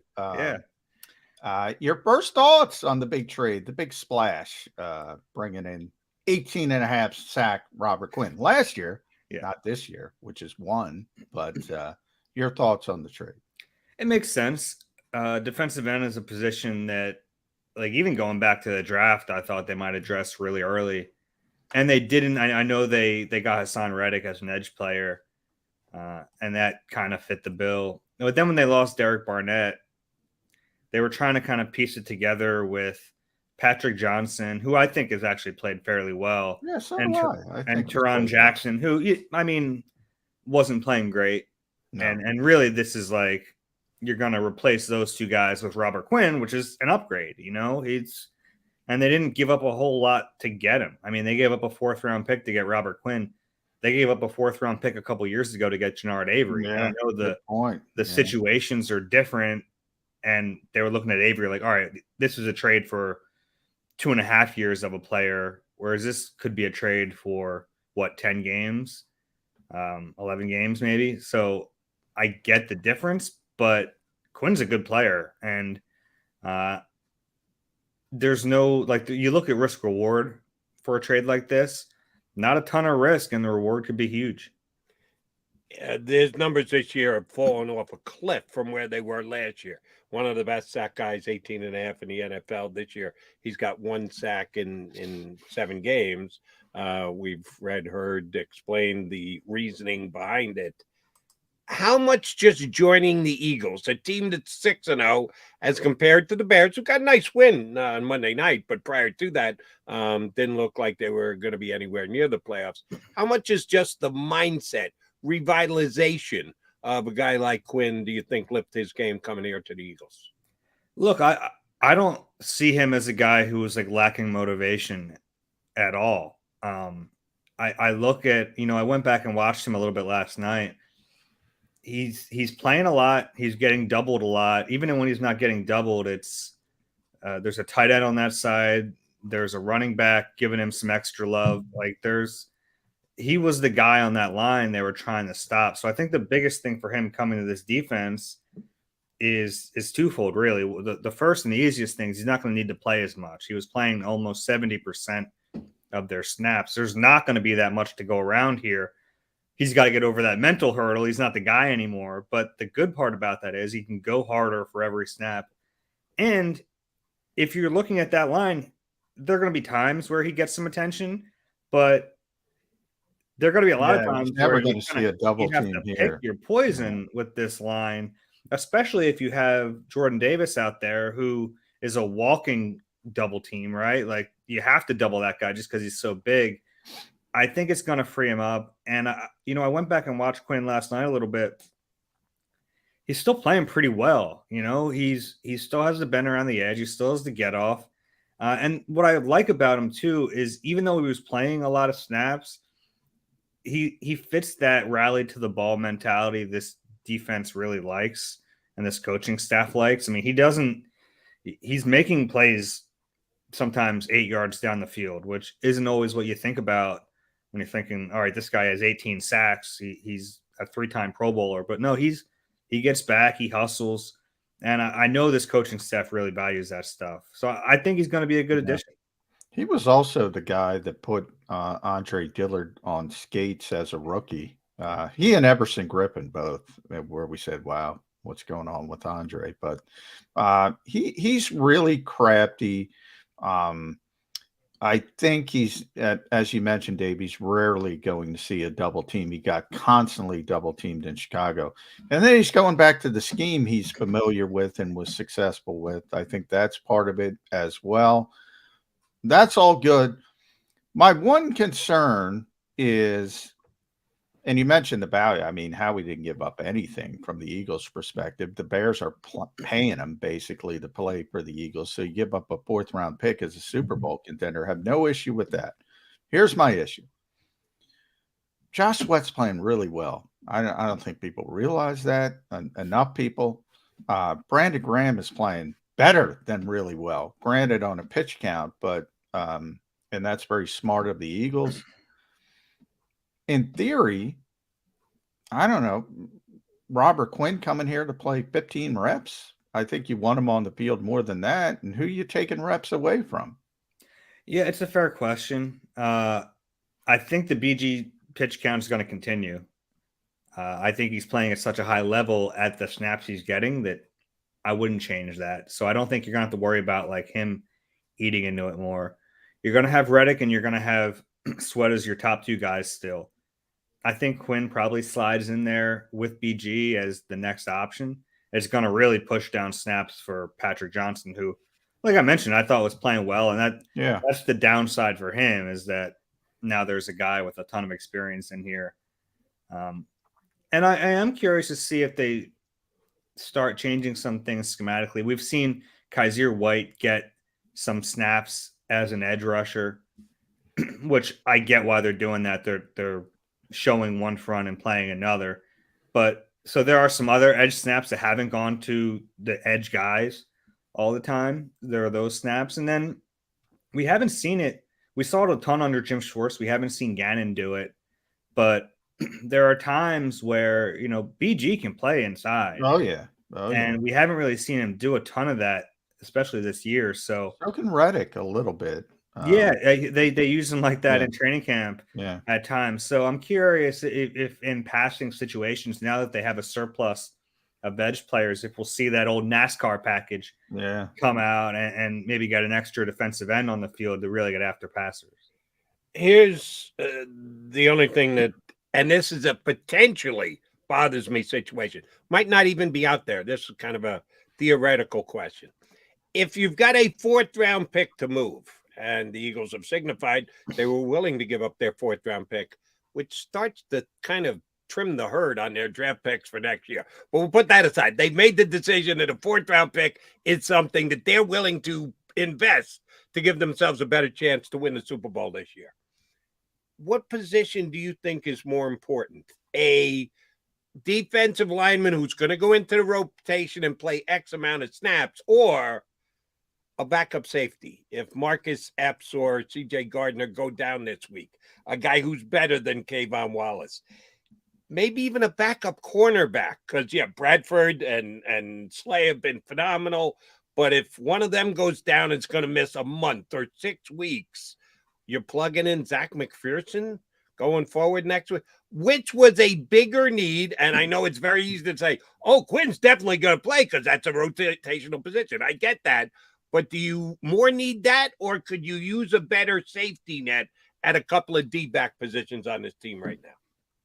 I'll go through that piece by piece. First, I mean, they still have 6 picks next year and 2 first-round picks. So it's not like they're depleted at all from a draft pick perspective. If John keeps telling me a 4th-round pick is nothing, what the hell are 2 for a Super Bowl contender? You forget that. The Eagles, it's nothing for, like, I don't give, this is what I said, Dave. I don't give a crap about a 4th round pick for the Eagles in 2023 because they have a legitimate championship window. So if they push it in for it. Yeah. And I mean, they're not completely depleted. That was my point. As far as which is more important, I don't know if one's more important than the other, but you have to remember it's not fantasy. You have to trade with what the rest of the league has available. If the trade's not out there, that's why I asked it as a theoretical question. I don't know that there's a safety who's available for a 4th round pick. I don't know that there's a corner who's available for a 4th round pick. It's just tough. I'd honestly lean edge rusher is more important because of what you said is, I mean, that we know they're going to play. And that's not to say an insurance policy isn't a bad idea at the safety position, but you could be in a position where you trade away a 4th round pick for a guy who's not going to play. Yeah, that part. But here's what tilted it for me was I thought coming into sort of trade deadline season was those 16 snaps against Dallas where we saw Kayvon Wallace out there for Chauncey Gardner-Johnson. I said, I'd go get a safety if I could, if that was available. more than defensive end because, Reddick's playing at a high level. Call him what you want. Sam linebacker. He's an edge rusher to me. Josh is playing at a high level. Brandon's playing at a high level. That's pretty good. I mean, yeah, you'd like to have the fourth guy, and we know the Eagles like to rotate. But man, that drop off. And by the way, Chauncey Gardner-Johnson's making plays, splash, but he's not playing that well overall from a consistent snap-to-snap level. And then you saw the drop-off from that to Kayvon Wallace. That concerned me a little bit, Dave. Yeah, I get it. I will say I think Gardner-Johnson is playing better week over week. Oh, yeah. Which Yeah, is to be better. expected. I'm not worried about him. You're right. I mean, the safety depth is a concern. I wonder if they get into a situation. Kayvon is clearly the next guy, but if they were going for a long period of time without one of their starters, I wonder if they wouldn't try Josiah Scott back there or even Reed Blankenship. The options aren't great. I'll give you that. But I still think you're getting a player in Robert Quinn who we know is going to make an impact. And it's, I totally understand the insurance policy, but I don't mind the idea of, go get an edge rusher who we know is going to potentially make a big difference no matter what else happens. We know that Lane Johnson was at practice yesterday, didn't participate, but Lane himself said he expects to play this Sunday, although the coach specifically said he's still in concussion protocol. So they were kind of two divergent ways to look at Lane's participation on Sunday. The Eagles, to their credit, have had an injury-less season, not completely, but compared to other teams in the National Football League, their whole less is more theory has worked for practice to keep their players healthy for Sunday afternoons. How do they handle Lane Johnson this week? If he's kind of on the fence, and when you have the coach saying one thing and a player saying the other on a Wednesday before the Sunday game, that to me kind of is sitting on the fence. How are they going to decide whether Lane Johnson should or shouldn't play? No, there's no sitting on the fence. If he's cleared, he plays. If he's not cleared, he doesn't play. And I think he's going to be cleared, and I think he's going to play. If that's the nice thing about the concussion protocol. And not to say that there aren't faults with the way the league handles concussions, but look at Miami. Certainly. I mean, and it's become a big emphasis this year, but the in-week concussion protocol is spelled out pretty clearly. You have to pass all these steps, the final one being the independent neurologist. And as long as he passes those steps, and look, sometimes you have to rely on players to be honest, and they're not always honest about what they're feeling, but you can only control that to a certain extent. As long as he's cleared, he's going to play. And I expect him to play. Yeah. And the fact that he was out there on a Wednesday limited, that indicates he's in the fourth phase, which is basically no symptoms, independent neurologist. So, yeah. When we were watching him, he wasn't taking reps in offensive line drills. Mental. Yeah. Yeah, he was mental, and he was mirroring them behind him. But he's preparing like he's going to play. And so was Brett Toth, by the way. And I bring up Brett to bring up Tyree Jackson, which was a little bit interesting to me, Dave, that they started the 21-day window, because that means, to me at least, maybe you have a different take, that they want him back. And I'm a little surprised by that because you're not going to carry 4 tight ends, I wouldn't think. They like Rand Calcaterra. Maybe he's not ready to play a whole heck of a lot of snaps. Jack Stoll is been effective in 12 personnel, never going to be an explosive guy. What do you make of starting the window? Because they're not starting. Toth is ready, but they're not starting the window because they have no room for him. They started the window on Jackson. That tells me something. Yeah, I was a little surprised too. I don't know what they're going to do. I mean, Jack Stoll isn't losing his job. Tight end is another position where you can make a case. Maybe you look around the league and try to shake something free. But I think Stoll is effective in what they ask him to do. So it'll be Calcaterra if they think down the stretch Tyree gives them more as a third tight end, and maybe he does. I don't know. It's not like he has more experience, really. He hasn't played in the league. Maybe he offers you a little more in special teams. I guess they could just go through the window and put him back on injured reserve, Which is possible. Maybe they just want to get him out there for practice for a few weeks and let him get that under his belt and then sit him down. Yeah. All right, so let me ask both of you Eagle Beat guys this question. Jackson looks good. They decide they want to put him on the active roster. They need to make a move with Calcaterra. They're not carrying 4 tight ends on any given week. There's not going to be a 4 tight end roster. So somebody's got to go. Would Calcaterra get claimed if the Eagles put him through waivers? Possible, but I mean, he hasn't done anything really to warrant getting he had the 40-yard reception on his first reception. That's pretty good. And that's it. Yeah. I don't know. Maybe he can get a hamstring injury again. Yeah, maybe Janarius Robinson sprained ankle pops up magically. Which, that by the way is interesting when we talk about the backup offensive lineman, because the trade deadline is November 1st. I think everyone says, all right, Howie did his thing. He's still got time. There's still, he doesn't have those mid-range draft picks. So he's not going to move a draft pick. Could he move Andre Dillard, player for player trade? We talk about.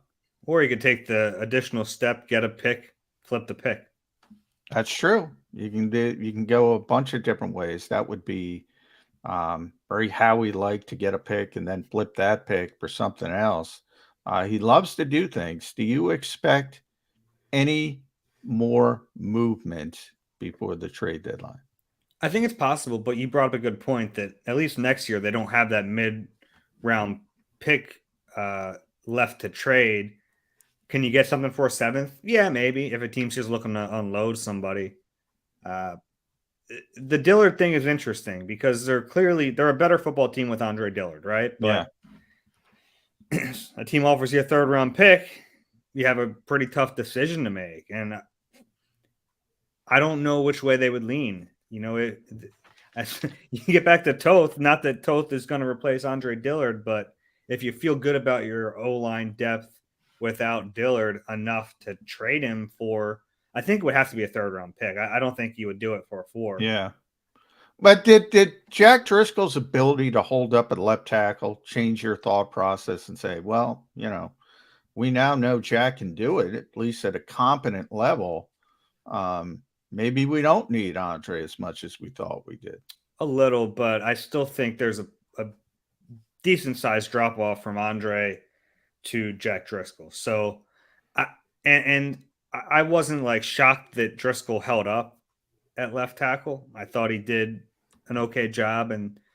But look, if he's going to have to play multiple games for this team, I think the offense would have to change depending on their opponent with him at left tackle. Whereas I don't think it would with Andre Dillard, and that's a big deal. Yeah, yeah. All right, Dave, let me give you a couple of facts on the Steelers' offense. They've only surpassed 20 points once in their first 7 games, and they needed overtime to do that to beat the Bengals 23-20. They have 0 plays of 20 yards or more rushing. None. They're the only team in the NFL that doesn't have shocks me. a run over 20 yards. Najee Harris has not broken one all year long, and they've got 1 pass play of over 40 yards. So they're not a chunk play team at all. They're not a high-scoring team at all. Should the Eagles' defense just eat continuously on Sunday? The Steelers want to be a chunk play team. They're trying. They're trying their little hearts out. Yeah. I'll give you a fun fact about Kenny Pickett, who I think has kind of been thrown to the wolves here a little bit with the first few opponents he's faced. But he's the first quarterback through his first 4 career games with 2 or fewer touchdowns and 7 or more picks. He's Ryan Leaf. Ooh, bad company to be keeping. Ryan Leaf, yeah. That brings up bad memories for me. I thought Ryan Leaf could play. I admit it. I was the one. The offense, they have some good receivers. Pickens looks like a lot of fun. Deontay Johnson's pretty good. Chase Claypool, no Nate Gary in this game, so I don't know if he's going to have 3 touchdowns. Or Nate Gary. That was the worst coverage scheme in history. What is Nate Gary doing on Chase Claypool? That's Jim Schwartz. It wasn't Nate's fault, but you can't have Nate Gary on Chase Claypool. But look, they have some decent weapons, so you have to at least respect that. I don't have a ton of faith in the quarterback getting him the football. I don't have a ton of faith in that offensive line giving the quarterback enough time to get rid of the football. The running back situation is interesting. You're right. He hasn't been very good, but he is a good player. Yeah. And this team, if you look at areas where the Eagles have struggled a little bit, run defense is one of them. So, maybe if I'm watching the Eagles on tape and I see, hey, that 4-man front's out there and Jordan Davis is off the field, probably try to run on them. And I just expect we see Pittsburgh do that a little bit. That's a good point, Dave. And last one from me, I'll end it with that. At D Zangaro, NBCS, NBCsports.com/Philadelphia. You can read Dave there. Tackling, run support. Now, it hasn't mattered, but that's been pretty poor for the Eagles. That would be the one thing on the defense where I'd say offense, people look at second half scoring. Special teams, we know the problem there. When they're doing their self-scout, they got to realize they're not a good tackling team. I don't know if it's all about undersized players, but there's a lot of undersized players on this team, and they just added another one.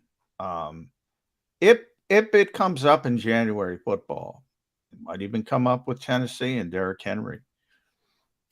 Can they just flip the switch and say, oh, we're going to stop the run today? Is it all on Jordan Davis? It feels like a lot of it's on Jordan Davis. I think they have some players who, like Fletcher Cox can be a good run defender, but he's played for so many years with his ears pinned back going after the passer that I think it's kind of tough for him all of a sudden to be a run stuffer. So I think there are like little things schematically they can do to help them become a better tackling team and be in the right positions at least. But mostly it's like a lot of execution errors. And you're right. Sometimes it's undersized players. I think some of that will take care of itself when you look at, we mentioned CJ Gardner-Johnson earlier. He's missed some tackles, and I think a lot of his missed tackles have been bad angles. And I think that's going to happen when you have a player playing at more depth than he's used to. So I think that'll just kind of self-correct a little bit. But yeah, it's an issue. It's something they have to try to figure out. And sometimes it's just execution, like there are some schematic things, but a lot of their tackling problems are just, you got to get a guy to the ground. All right. Last one for me, Dave. John and I were kicking this around earlier and noting that the Indianapolis Colts have a pretty big game this week. Their season could be hanging in the balance, and Sam Ehlinger is going to the Hill for heavyweight battle with Taylor Heineke this week. Taylor Heineke. That might be a fun game to watch, honestly. I know. Right, because we're all worried about Carson Wentz not being able to come back and play against Eagles. Well, he's supposed to play against the Colts this week, but he can't play in that game either because he's hurt. But I digress. They were in pretty damn good shape just a year and change ago, coming off of Phillip Rivers' 11-win team. They had the playoffs there for their taking, couldn't win either of their last 2 games. Now they're 3-3-1. They've already pulled the plug on Matt Ryan after only 7 games. Is the reason that the Colts are right now a red-hot mess Frank Reich, their wacky owner, the fact that they've never recovered from Andrew Luck retiring unexpectedly when they did, or the fact that Nick Sirianni is here in Philadelphia rather than in Indianapolis? I like Nick. I don't think that's the reason. Oh, you question the coach. I'm setting him up for the big. Of course, it's Nick Sirianni. You give him no props. Yeah, look, he's a good coach, but I think Frank is still running that ship. To me, it's Chris Ballard, and he's a guy who has a lot of He's got respect a around the league. good reputation. Yeah. Good reputation, straight shooter, all this. Yeah. The team he's been putting out there. I mean, I feel like in 10 years, they're still going to be like, yeah, but Andrew Luck retired on us right before the season. Figure it out. Figure it out. Like, you're going to do this every year with new, draft a quarterback. Try it. You know, they got to bite the bullet. They got to develop a quarterback. I mean, Rivers was great. Or sell your soul and go try to trade for one. Yeah. Well, they tried that. Well, yeah, that's not Carson Wentz. You know, or Matt Ryan. you need a quarterback. It can't be this year-over-year thing. Yeah. And I guess they thought they had that in Carson, but you're staking your reputation to a guy that, and some of that's Frank, right? Because he vouched for him and it didn't work out. I put it on Chris Ballard, a lot of it, honestly. Yeah. And the other thing they haven't been able to do is develop a wide receiver either. And you don't know, it's that chicken or egg thing. What comes first, the quarterback, the wide receivers, or the wide receivers are affecting the quarterback. Okay. Who's been the wide receiver they've had in the last couple of years that scared you? I think Pittman would be good if they had a. I mean, honestly, one of their biggest draft misses was Paris Campbell. Yeah. Yeah, that was JJ's year. They both it was JJ or Paris Campbell. The Eagles would have missed either way. You think their careers would have been much different if they missed either way, whichever player they were going to take. Wasn't they strong wide receiver, second round draft class? We'll agree on that. Daisy, always good to get you on. Thanks for doing it today. Hope you enjoyed yourself out there in the wilds of West Virginia. You missed the Swedes though, but we appreciate you hopping in with these couple of Irishmen here today. Thanks, bud. Thanks, Dave. Dave Zangaro, NBC Sports Philly, here with us on Birds 365. All right, timeout coming back. Bo on the show. That's how we wrap here on Birds 365. The greatest fans on earth. It's a bold statement, but would you expect anything less from Philadelphia? 58 years of heartache creates a toughness, a grit, a resolve not found in most. Sure, our prayers were answered, but now that we've had a taste, we're looking for more. Pondley Hockey, official partner of the Philadelphia Eagles. Action News at 11 with Rick Williams. It's the team you trust to bring it all together. The stories that impact your community, a sports roundup for the locals, and the AccuWeather forecast you depend on. Action News at 11 with Rick Williams. Go to get your game on. Go for the beers. Go for the cheers. Go for the hit and the hits. Go for the stakes and the stakes. Go to get your parlay on. Go to get your party on. Go for the scene. Go for the screens. Go for the gallery. Go for the win. Go to Ocean. Visit theoceanac.com to plan your visit. Since 1977 at Rafferty Subaru, we have always been about our customers and the community. Early on, a safe and durable option, we've evolved to become the best overall brand according to Kelley Blue Book. Over the last 14 years, we've donated thousands of dollars through the Subaru Share the Love event and found homes for hundreds of pets. The Rafferty family is proud of our 45 years in business. This month, celebrate our anniversary with special financing on select models. Visit us and see why.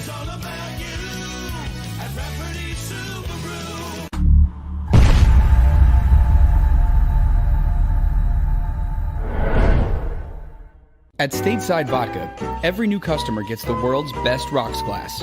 Free. What's that? A rocks glass? You're telling me that bottle is cut in half? You could say that.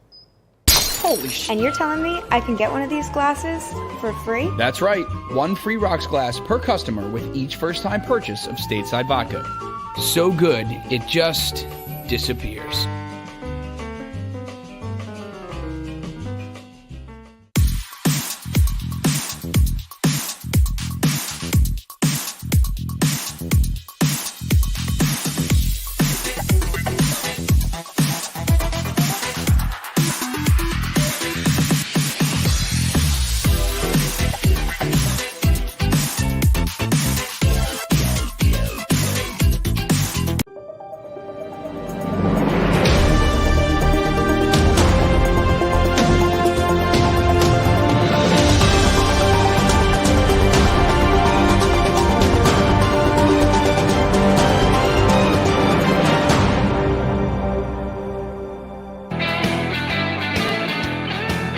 your Mac guys coming down the home stretch here on a Birds 365. Yes, we are now just a couple days away from the Eagles retaking the field after their bye week. I would love to state trends and look back at history. And here's what we know. The Eagles head coach is 1-0 after the bye. Although last year's bye was significantly different than this year's bye just because where it fell on the calendar. What was week 13, Johnny Mac? I don't have. Yeah, very late.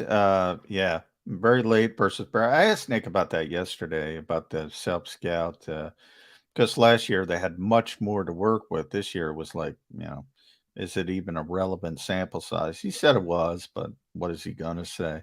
Yeah, it's too early. I mean, except for the offensive line. The offensive line was banged up. For everybody else, it was too early. But there's nothing you can do about it. It's one of right, those you can't things. control it. It's completely out of your control.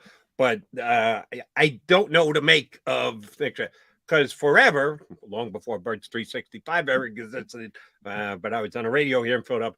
Andy Reid was phenomenal after Yeah. Oh, yeah. And Still is. I don't know that it's the way that he handles things or he's got this great insight, or if it's more coincidence than anything else. But I don't think you can just dismiss the record that Andy had put up over all those years, because when you got as long a track record as Andy does, it means something. Does the one win last year that Sirianni had after the bye mean anything? Now, I think in Andy's case, I mean, Andy is known for his preparation. I mean, so you give Andy extra time, he's going to be even better.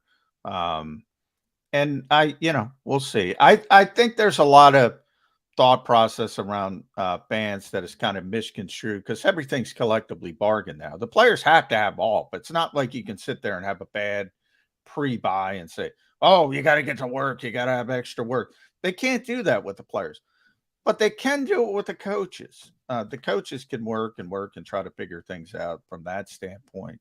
They don't get any time off. They're working. Now, Nick gave them off Friday, the weekend, but long term, though, it's too early. But Andy was tremendous at it because Andy's one of the best game day prep coaches there is. So you give him a little bit of extra time, he's going to take advantage of it.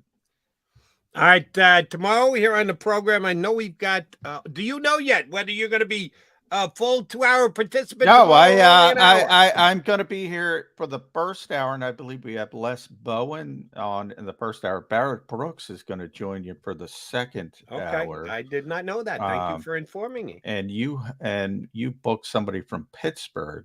Yes, Andrew Filipponi, host on 97. Oh, now I'm getting Gill's station mixed up. I think it's 93.7 as compared to 97.3. But the fan in Pittsburgh, Andrew Filipponi's a buddy. He works on CBS Sports Radio with me. Good Pittsburgh sports talk show host is going to jump in. Steelers intel. We can figure out why. Well, I think we know why, but it's been tough for Pittsburgh. This is the first game where I don't even give the opponent a second look. Eagles are winning this game. I guess I gave my pick away a little bit too early. Well, the score will be all important tomorrow in hour number 1. All right, J-Mac, you'll be back here, though, at the top of the show. You're doing the first hour. Yeah. Yes, correct. So that means Mac and Mac back in 2 and 2. You've been listening to Birds 365, the destination for the passionate Eagles football fan who bleeds green. If it's Eagles football, we're talking about it. Debate, inside the locker room, and guests that are some of the greatest football minds from around the region. We hope you enjoyed the show. We know we had a blast. Make sure to like, comment, and subscribe, and we'll be back soon. But in the meantime, hook up with us on social media at JAKIB Sports. See you next time on Birds 365.